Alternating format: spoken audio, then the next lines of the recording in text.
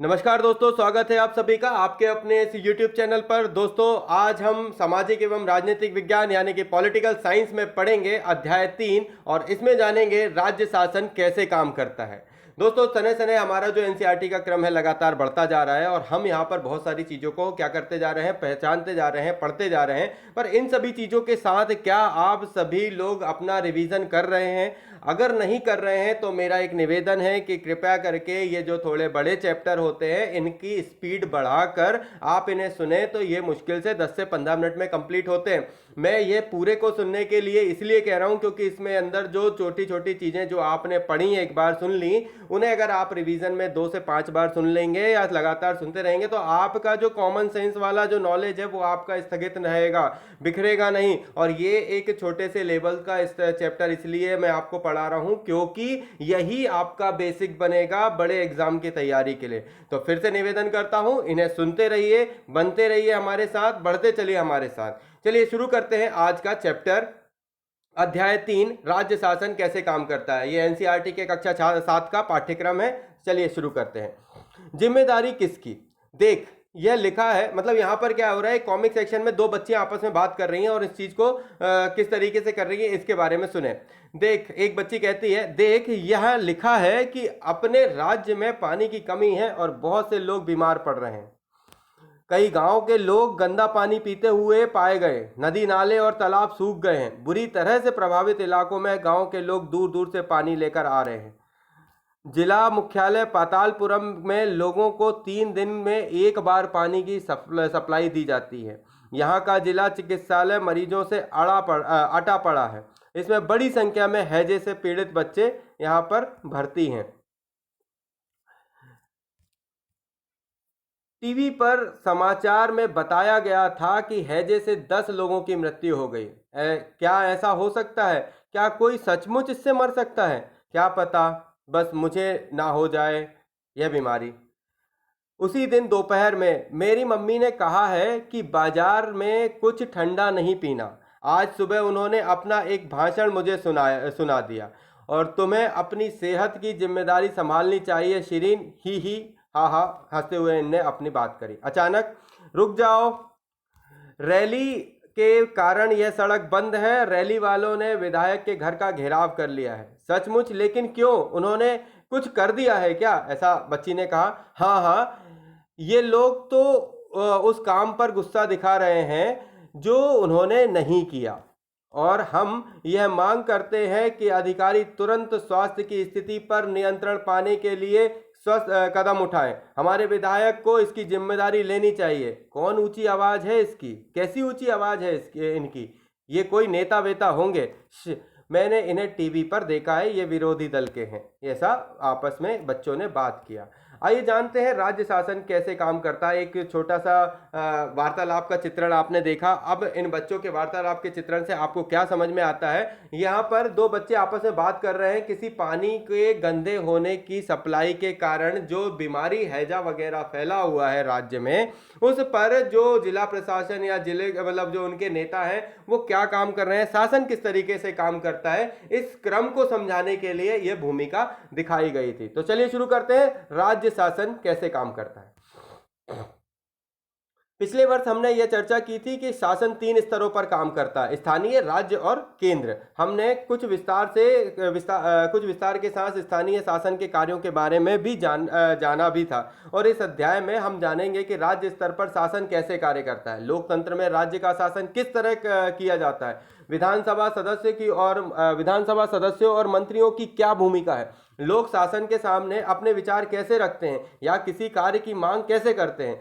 हम इन प्रश्नों पर विचार करने के लिए स्वास्थ्य का एक उदाहरण लेते हैं। आइए जानते हैं विधायक कौन होता है। उपरोक्त भाग में आपने पातालपुरम की कुछ घटनाओं के बारे में पढ़ा। आप शायद जिलाधीश, चिकित्सा अधिकारी जैसे अधिकारियों के नाम से परिचित होंगे, परंतु क्या आपने विधायक और विधानसभा के बारे में सुना है? क्या आप इस क्षेत्र के विधायक यानी एमएलए से परिचित हैं? क्या आपको पता है कि वे किस पार्टी के हैं?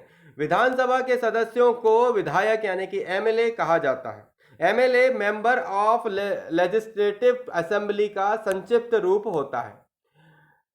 एमएलए का चुनाव जनता द्वारा किया जाता है, फिर लेजिस्लेटिव असेंबली में मेंबर यानी विधानसभा के सदस्य बन जाते हैं और सरकार बनाते हैं। और इस प्रकार से हम कह सकते हैं कि विधायक जनता का प्रतिनिधित्व करते हैं। नीचे दिए गए उदाहरण से यह बात और अधिक स्पष्ट होती है। उदाहरण पढ़ने से पहले इसको जान लेते हैं। पातालपुरम में क्या हो रहा था, यह समस्या इतनी गंभीर क्यों है, आपके विचार से उपयुक्त स्थिति में क्या कदम उठाए जा सकते हैं या क्या किया जा सकता है, और आपके अनुसार इसे यह कार्य करना चाहिए, किसे यह कार्य करना चाहिए, आप इस बात में क्या कर सकते हैं, सोच सकते हैं और इसमें बात कर सकते हैं। अपने शिक्षकों के साथ इन शब्दावलियों पर चर्चा करें। आम सभा, भारत के राज्य, निर्वाचन क्षेत्र, बहुमत, सत्तारूढ़ दल और विरोधी दल। क्या आप अपने राज्य के संदर्भ में इनके उदाहरण दे सकते हैं? बहुमत, सत्तारूढ़ दल और विरोधी दल। तो इन चीज़ों के बारे में आप देखें। इसके आगे बढ़ते हैं। आंध्र प्रदेश के राज्य के पुनर्गठन के बाद 2 जून 2014 को तेलंगाना भारत का 29वां राज्य बना। ऊपर दिए गए नक्शे में हिमाचल प्रदेश को हरे रंग से दिखाया गया है और इस पुस्तक के 123वें पेज पर दिए गए भारत के नक्शे में पेंसिल से इसकी आकृति बनाइए।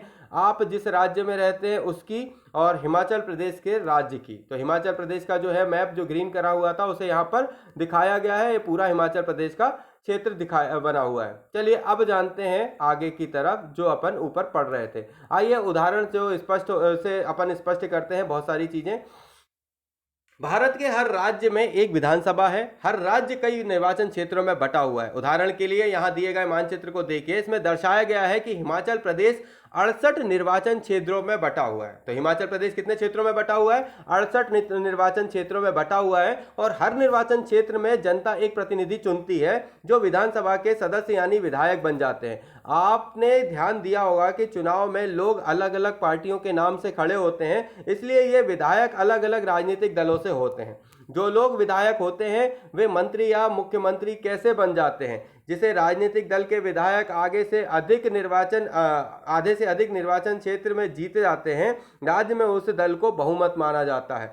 बहुमत प्राप्त करने वाले राजनीतिक दल को सत्ता पक्ष और अन्य सबको विरोधी पक्ष वाला कहा जाता है। उदाहरण के लिए हिमाचल प्रदेश की विधानसभा के विधायकों की 68 निर्वाचन क्षेत्र हैं।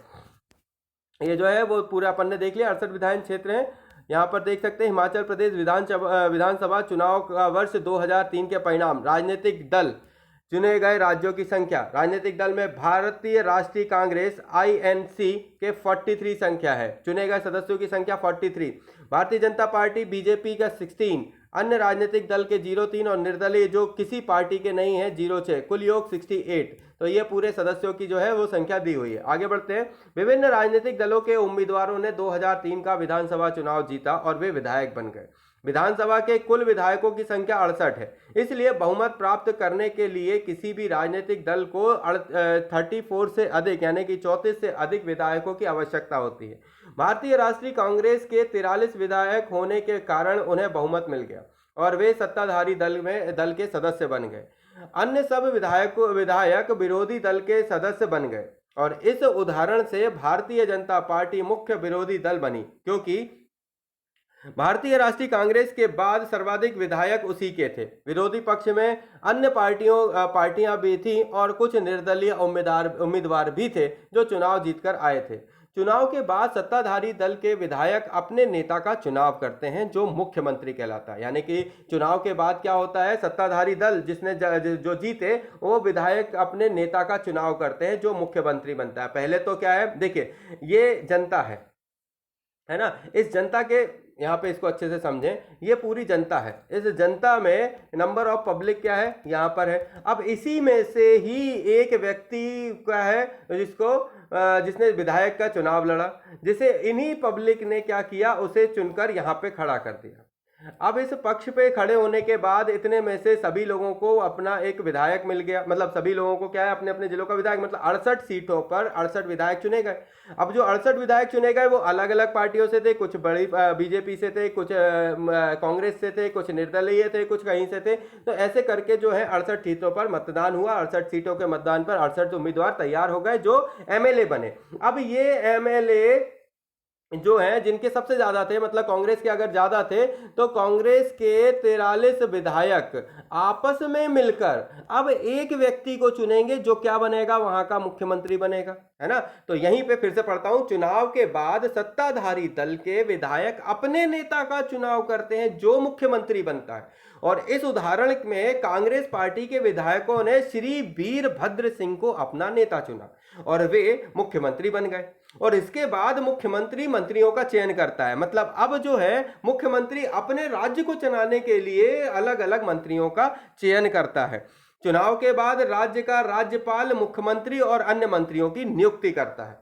मुख्यमंत्री तथा अन्य मंत्रियों का यह दायित्व है कि वे शासन के विभिन्न विभागों या मंत्रालय को चलाएं और उनके अलग अलग कार्यालय होते हैं। विधानसभा ऐसा स्थान होता है जहां सभी विधायक, चाहे वे सत्ताधारी दल के हों अथवा विरोधी दल के हों, विभिन्न विषयों पर चर्चा करने के लिए एकत्रित होते हैं। और इस तरह कुछ विधायकों की दोहरी जिम्मेदारी हो जाती है, एक विधायक के रूप में और दूसरा मंत्री के रूप में, और इसके बारे में हम आगे पढ़ेंगे।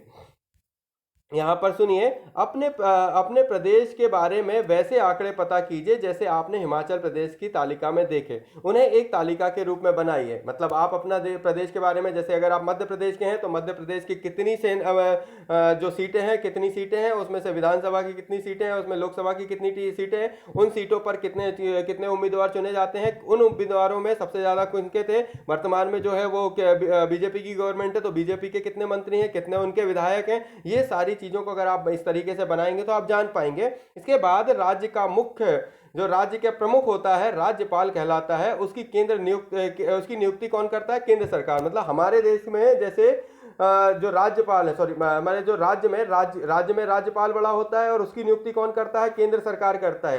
केंद्र सरकार ये सुनिश्चित करने के लिए, उसकी नियुक्ति केंद्र सरकार द्वारा यह सुनिश्चित करने के लिए की जाती है कि राज्य सरकार संविधान के नियमों अधिनियमों के अनुसार अपना कामकाज चलाए। मतलब जो भी काम होगा ये मंत्रीजन करेंगे, वो मुख्यमंत्री के पास लेकर जाएंगे, मुख्यमंत्री इसे राज्यपाल के पास भेजेगा, राज्यपाल इसे प्रधानमंत्री और राष्ट्रपति को रिपोर्ट कर देगा।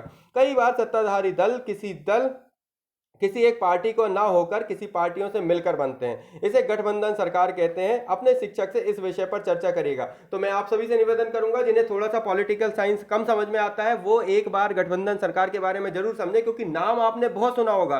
कई अभी बीच में जब पिछले बार चुनाव हुए थे तब आपने दिल्ली सरकार के बारे में सुना होगा कि उनने कांग्रेस के साथ गठबंधन सरकार बनाने का फैसला लिया था, जिसमें केजरीवाल सरकार ने इस तरीके का जो मतलब सुना होगा आपने इसमें।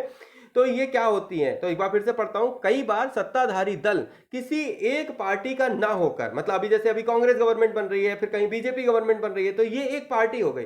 पर कभी कभी ऐसी स्थिति पैदा होती है कि एक पार्टी जो है वो सत्ता में नहीं आ पाती, उसको उतनी सीटें पूरी करने के लिए और सीटों की आवश्यकता, मतलब जैसे 68 सीटों में से 43 सीटें चाहिए। अब ये 43 सीटें जो है वो किसकी गवर्नमेंट के हैं, कांग्रेस के पास थी, तो वो क्या हो गई, मतलब सत्ता में आ गई। पर मान लीजिए अगर उसके पास वो उतनी सीटें नहीं होती और उसे अगर 10 सीटों की कमी हो रही होती और वो 10 सीटें कोई और अगर अपने को निर्दलीय आके दे देता, तो ये कांग्रेस गवर्नमेंट उस गवर्नमेंट के कांग्रेस और ये जो दूसरी अन्य है वो दोनों मिलकर क्या बना देते, गठबंधन की सरकार बना देते, है ना। तो कई बार सत्ताधारी दल किसी एक पार्टी का ना होकर कई पार्टियों से मिलकर बनता है, इसे गठबंधन सरकार कहते हैं। अपने शिक्षक से इस पर चर्चा अवश्य करिएगा। चलिए आगे बढ़ते हैं। विधानसभा में एक बहस,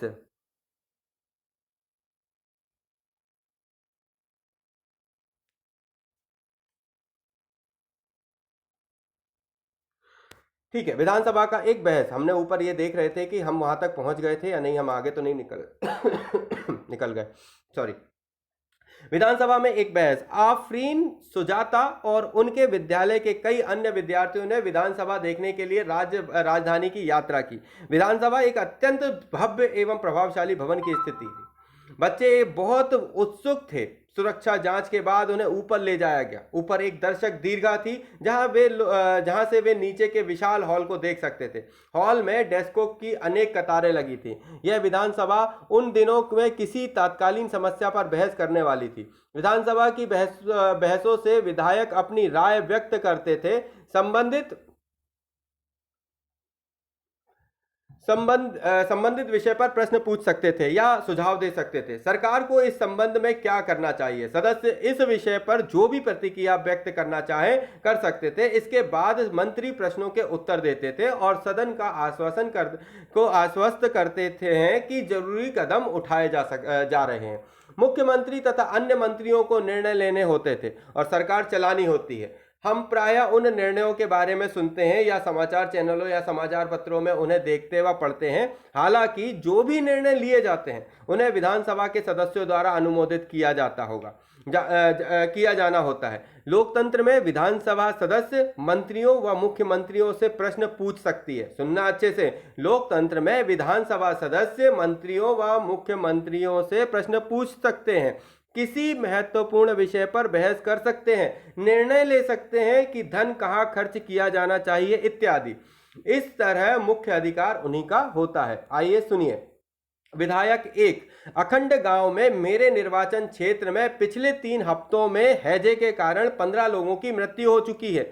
मेरे विचार में सरकार के लिए यह बड़ी शर्मनाक स्थिति है। वह सरकार जो अपने को प्रौद्योगिकी में सर्वश्रेष्ठ घोषित कर रही है, हैजे जैसी साधारण बीमारी को रोकथाम में असफल रही है। मैं स्वास्थ्य मंत्री का ध्यान इस ओर आकर्षित करना चाहूंगा कि वे स्थिति को नियंत्रण में लाने के लिए तत्काल जरूरी कदम उठाएं। विधायक 2, मेरा प्रश्न यह है कि सरकारी अस्पतालों की दशा इतनी खराब क्यों है? सरकार जिला अस्पतालों में डॉक्टरों व चिकित्सा कर्मचारियों की ठीक से नियुक्ति क्यों नहीं कर रहा है? मैं यह भी जानना चाहूंगा कि सरकार इस स्थिति का सामना किस प्रकार करने जा रही है, जिससे लोग बड़ी संख्या में प्रभावित हैं और यह संख्या बढ़ती ही जा रही है। अब यह महामारी का रूप ले चुकी है। विधायक 3, मेरे निर्वाचन क्षेत्र तोलपट्टी में भी पानी की गंभीर समस्या है। औरतों को पानी लाने के लिए 3 से 4 किलोमीटर तक चलना पड़ता है। मैं जानना चाहूंगा कि पानी पहुंचाने के लिए कितने टैंकरों का काम में लगाया गया है, कितने कुओं और तालाबों की सफाई करवाकर उन्हें संक्रमण मुक्त किया गया है। विधायक 4, मुझे लगता है कि मेरे साथी समस्या को बढ़ा चढ़ाकर बता रहे हैं। सरकार ने स्थिति को नियंत्रण में लाने के लिए कदम उठाए हैं। पानी के टैंकरों को काम में लगा दिया गया है। ORS के पैकेट बांटे जा रहे हैं। सरकार लोगों की मदद के लिए भरसक प्रयास कर रही है। विधायक 5, हमारे अस्पताल में सुविधाओं की हालत बहुत खस्ता है। कई ऐसे अस्पताल हैं जिनमें कोई डॉक्टर नहीं है और चिकित्सा कर्मचारी पिछले कई सालों से नियुक्त ही नहीं किए गए। दूसरे अस्पताल में डॉक्टर लंबी छुट्टी पर चल रहे हैं। यह शर्मनाक स्थिति है। मेरे ख्याल से हालात बद से बदतर होते जा रहे हैं। हम ये कैसे सुनिश्चित करने वाले हैं कि प्रभावित क्षेत्र में सब परिवारों तक ORS के पैकेट पहुंच जाएंगे? विधायक 6, विरोधी पक्ष के सदस्य बिना वजह ही सरकार पर दोषारोपण कर रहे हैं। पिछली सरकार ने सफाई पर कोई ध्यान नहीं दिया था। अब हमने कई वर्षों से चारों तरफ फैले कूड़े को साफ कराने का अभियान भी शुरू कर दिया है। क्या दिए गए चित्रों में आप सत्ता पक्ष और विरोधी पक्ष के विधायकों को पहचान सकते हैं?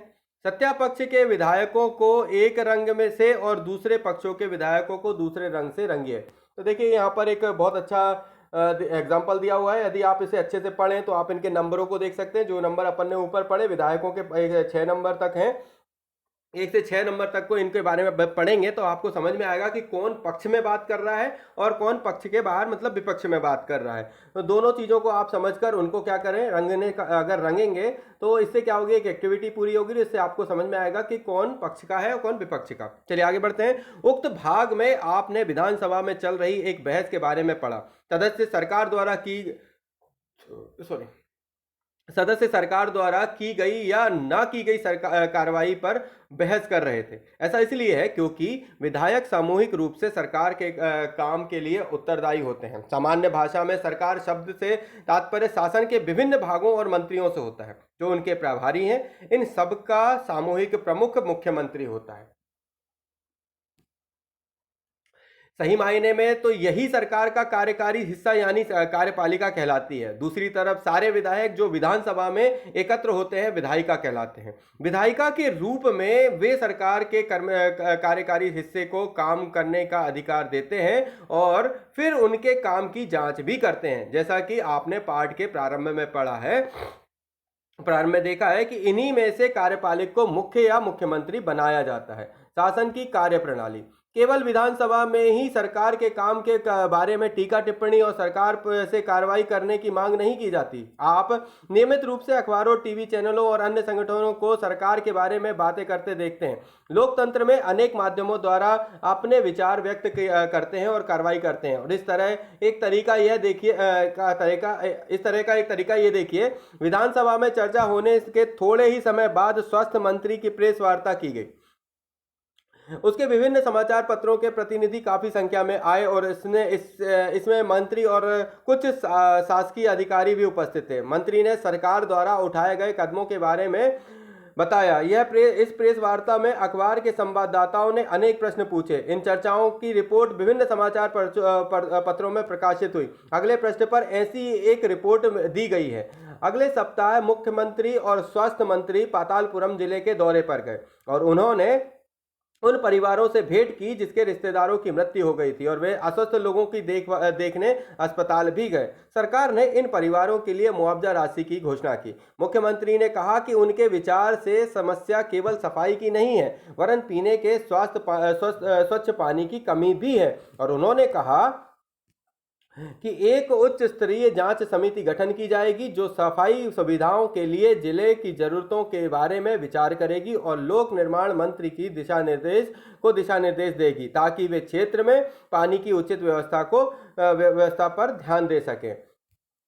देखिए यहाँ पर जो चीजें छूटी उनको अगर एक बार और देख लेते हैं। जो विधायक सोचते थे कि सरकार स्थिति को गंभीरता से नहीं ले रही, वे मुख्य रूप से क्या क्या तर्क दे रहे थे, इसको एक बार देखें। जो हमने ऊपर पढ़ा कि ऐसे जो विधायक थे जो सरकार की स्थिति ये सोचते थे कि सरकार स्थिति को गंभीरता से नहीं ले रही, वे मुख्य रूप से क्या तर्क दे रहे थे? वो विपक्ष के तर्कों को दे रहे थे कि विपक्ष जो होता है वो क्या करता है, सरकार के द्वारा किए गए कार्यों को देखरेख करते हुए उन पर क्वेश्चन टीका टिप्पणी करता है ताकि जो है जो समस्या है उनको वो पूरा करवा सकें अपने क्षेत्र की। यदि आप स्वास्थ्य मंत्री होते तो उपयुक्त चर्चा का उत्तर किस प्रकार देते? आपके विचार से क्या उपयुक्त बहस कुछ अर्थों में उपयोगी है रही? कैसे चर्चा करें? व्याख्या कीजिए कि सरकार की कार्यप्रणाली में एक सामान्य विधायक और उस विधायक में जो मंत्री भी है उसका क्या अंतर है। चलिए इसके आगे बढ़ते हैं। सरकार ने कचरे की सुध ली। चलिए सुनिए। मुख्यमंत्री ने किया धनराशि का वादा। पातालपुरम रवि आहूजा, ये एक जो है वो पत्रिका जो समाचार पत्र है उसकी एक छवि दिखाई गई है। पिछले कुछ सप्ताह में राज्य के कुछ जिलों में अनेक लोग मौत का शिकार हो चुके हैं। इस बात पर तीव्र प्रतिक्रिया हुई है कि सरकार ने स्थिति को गंभीरतापूर्वक नहीं लिया है। आज हुई प्रेस वार्ता में स्वास्थ्य मंत्री ने बताया कि उनकी सरकार ने सभी जिलाधीशों तथा मुख्य चिकित्सा अधिकारियों को आवश्यक कदम उठाने हेतु निर्देश दिए हैं। सबसे महत्वपूर्ण समस्या पीने के पानी की है। मंत्री महोदय ने कहा कि उनकी मंशा पानी के टैंकरों द्वारा हर गांव में पीने के पानी पहुंचाने की है। मुख्यमंत्री ने इस कार्य के लिए धन उपलब्ध कराने का वचन दिया है। उनकी योजना एक जन अभियान चलाकर लोगों को यह जानकारी देने की भी है कि किन उपायों द्वारा हैजा से बचा जा सकता है। जब एक पत्रिका ने उनसे पूछा कि महीनों से जमा कचरे को जल्दी हटाने के लिए क्या किया जा रहा है तो उन्होंने कहा कि वे इस बारे में देखेंगे। तो इस तरीके के जो बयानबाजी हैं वो हर कभी क्या होती हैं, चलती रहती हैं और इस तरीके के जो पेपर में जो है पत्रिकाओं में आर्टिकल वगैरह भी आते रहते हैं। चलिए आगे चलते हैं जहां से हमने छोड़ा था। जैसा आपने ऊपर देखा कि वे लोग जो सत्ता में हैं जैसे मुख्यमंत्री और स्वास्थ्य मंत्री, उन्हें समस्याओं पर कार्रवाई करनी होती है। वे यह कार्य विभिन्न विभागों द्वारा करवाते हैं जैसे लोक निर्माण विभाग, कृषि विभाग, स्वास्थ्य विभाग, शिक्षा विभाग आदि। उन्हें विधानसभा में उठाए गए प्रश्नों का भी उत्तर देना होता है और प्रश्न करने वाले लोगों को आश्वस्त करना होता है कि उचित कदम उठाए जा रहे हैं। और इसके साथ साथ समाचार पत्रों व अन्य माध्यमों में भी इन विषयों पर चर्चा होती है। इसका उत्तर सरकार को देना होता है जैसे प्रेस वार्ता आयोजन करना। सरकार सफाई और स्वास्थ्य सेवाओं के लिए नए कानून बनाने का भी निर्णय ले सकती है। उदाहरण के लिए वह कानून बनाकर हर नगर निगम के लिए यह अनिवार्य कर सकती है कि शहरी क्षेत्रों में पर्याप्त शौचालयों की व्यवस्था हो। यह भी सुनिश्चित किया जा सकता है कि हर ग्राम में एक स्वास्थ्य कर्मी की नियुक्ति हो। किसी विषय पर कानून बनाने का यह कार्य प्रत्येक राज्य की विधानसभा द्वारा किया जाता है और इसके पश्चात विभिन्न शासकीय विभाग में कानूनों का क्रियान्वयन करते हैं। पूरे देश के लिए कानून संसद में बनाए जाते हैं। संसद के बारे में आप अगले चैप्टर में पढ़ेंगे। गणतंत्र में विधायकों यानी कि एमएलए के रूप में जनता अपने प्रतिनिधि चुनती है और इस तरह शासन मुख्यतः जनता का ही होता है। फिर सत्ता पक्ष के सदस्य सरकार बनाते हैं और कुछ सदस्यों को मंत्री बनाया जाता है। ये मंत्री सरकार के विभिन्न विभागों के प्रभारी होते हैं, जैसे ऊपर दिए गए उदाहरणों में स्वास्थ्य विभाग। इन विभागों द्वारा जो भी कार्य किया जाता है उसे विधायिका द्वारा अनुमोदित या स्वीकृत कराया जाता है। लोकतंत्र में लोग अपना मत व्यक्त करने और सरकार का विरोध करने के लिए सभाएं आयोजित करना। देखिए यहाँ पर लोकतंत्र में जो है सभाएं आयोजित होती हैं, उसमें इन तरीके से जो भीड़ है वो इलाकों में जनरेट होती है। देखिए यहाँ पर विभाग के नाम और उनके कार्यों का उदाहरण, स्कूल शिक्षा विभाग, उनके कार्यों का उदाहरण अगर आपको जानते हैं तो आप इनके बारे में लिखें कि यहाँ पे स्कूल शिक्षा विभाग का क्या उदाहरण है आपके सामने। लोक निर्माण विभाग इसका क्या है, पीडब्ल्यूडी का, या कृषि विभाग, एग्रीकल्चर डिपार्टमेंट, है ना। तो ये 3 विभाग जो उनके दिए हुए हैं उनके कार्यों का उदाहरण अगर आप जानते हैं तो एक बार उनके बारे में लिखिए या फिर हमारे साथ कमेंट बॉक्स में चर्चा करिए। वॉलपेपर की परियोजना। वॉलपेपर एक मजेदार गतिविधि है जिसके माध्यम से रुचि के किसी विषय पर शोध किया जा सकता है। जहां यहाँ जो तस्वीरें गई हैं वे कक्षा में वॉलपेपर बनाने के विभिन्न पहलुओं को प्रस्तुत करती हैं। शिक्षक चुने गए विषयों को पूरी कक्षा को परिचय देती है। शिक्षिका चुने गए विषय को पूरी कक्षा को परिचय देती है और संक्षिप्त चर्चा करके कक्षा को कुछ समूह में बांट देती है। समूह उस मुद्दे पर चर्चा करता है और तय करता है कि वॉलपेपर में क्या क्या रखना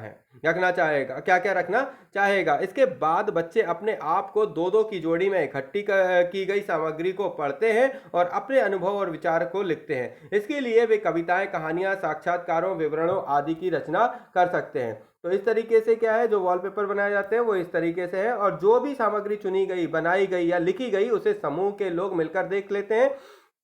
वे एक दूसरे के लिखे हुए को पढ़ते हैं और अपने सुझाव देते हैं। वे मिलकर यह तय करते हैं कि वॉलपेपर में क्या क्या जाएगा और फिर उसका लेआउट बनाते हैं। इस तरीके से देखिए इसमें वॉलपेपर बच्चे ने बनाया हुआ है ना। फिर आगे बढ़ते हैं। इसके बाद प्रत्येक समूह अपना वॉलपेपर पूरी कक्षा के सामने प्रस्तुत करता है। यह महत्वपूर्ण है कि समूह के एक से अधिक सदस्यों को प्रस्तुत करने को कहा जाए और सभी समूहों को अपना काम बताने के लिए बराबर का समय मिले। जब सभी समूह अपना प्रस्तुतिकरण कर लें तो समीक्षा के लिए ऐसे प्रश्न पूछना अच्छा रहता है।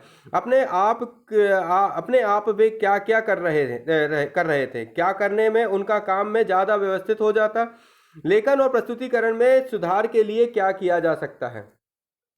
सन 2006 में डेंगू की महामारी के विषय में यह वॉलपेपर कक्षा 6वीं केंद्रीय विद्यालय क्रमांक 2 हिंडन, गाजियाबाद, उत्तर प्रदेश के विद्यार्थियों ने बनाया था। तो देखिए यहाँ पर आप इस वॉलपेपर को देख सकते हैं। इसको कहाँ से बनाया था, ये उधर का है। अपने राज्य की सरकार के कार्य से जुड़े किसी अन्य मुद्दे पर ऐसी ही वॉलपेपर निकालने की एक परियोजना करो, जैसे ज्वर की बीमारी, कोई शिक्षा कार्यक्रम, कानून और व्यवस्था का कोई विषय, मध्याह्न भोजन कार्यक्रम आदि। आइए जानते हैं शब्द संकलन के बारे में। निर्वाचन क्षेत्र, इसका तात्पर्य एक निश्चित क्षेत्र से है जहां रहने वाले सब मतदाता अपना प्रतिनिधि चुनते हैं। उदाहरण के लिए यह कोई पंचायत का वार्ड या वह क्षेत्र हो सकता है जो विधानसभा सदस्य चुनता है। बहुमत, इसका आशय ऐसी स्थिति से है जब किसी समूह के आधे से अधिक संख्या के लोग किसी निर्णय या विचार से सहमत हों तो उसे साधारण बहुमत भी कहा जाता है। विरोधी पक्ष, इसका तात्पर्य उन चुने हुए प्रतिनिधियों से है।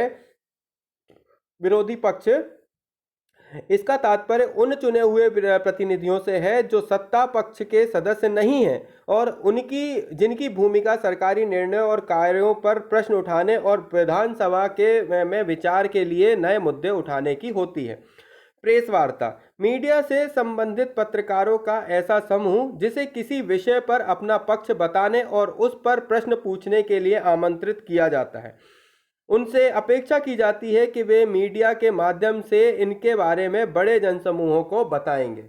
तो यहाँ पर हमारे इस चैप्टर में हमने जाने बहुत सारी चीज़ों के बारे में, हमने सरकार में राज्य शासन कैसे करता है इस काम को जाना, और किस तरीके से एमएलए यानी कि विधायकों का काम होता है, किस तरीके से वे चुने जाते हैं, और किस तरीके से मुख्यमंत्री का चुनाव होता है, मतलब किसी राज्य की सीटें किस तरीके से जो है जनता द्वारा चुनी जाती है, उसके बाद ये प्रोसीजर होती है। तो पूरे चैप्टर को हमने बहुत अच्छे से पढ़ा। दोस्तों, अगर इस बात को आपको जानना है कि राज्य शासन कैसे काम करता है, तो इसके लिए इस चैप्टर को आप 2 से 3 बार अवश्य सुने, आपको इन बातों का समझ में आएगा। और लास्ट में जो मैंने आपको जो चीजें बताई हैं अभी, ये 2 नंबर और 3 नंबर के क्वेश्चन एमपीपीएससी में पूछे जाते हैं। एज इट इज इन्हीं चीजों को पूछा जाता है, तो इनको ऐसा का ऐसा ही याद कर लीजिए, यही आवश्यक है हमारे लिए। तो ये जो तारतम्य है इनको बढ़ाते चलेंगे। हमारे आज के चैप्टर में हमने बहुत सारी चीजें जानी, आगे के चैप्टरों की भी ऐसे ही हम आगे बढ़ते चलेंगे। तो दोस्तों, जब तक हमारे पास कुछ खास नया नहीं है, लेता हूं आप सभी से इजाजत। जय हिंद, जय भारत। थैंक यू दोस्तों।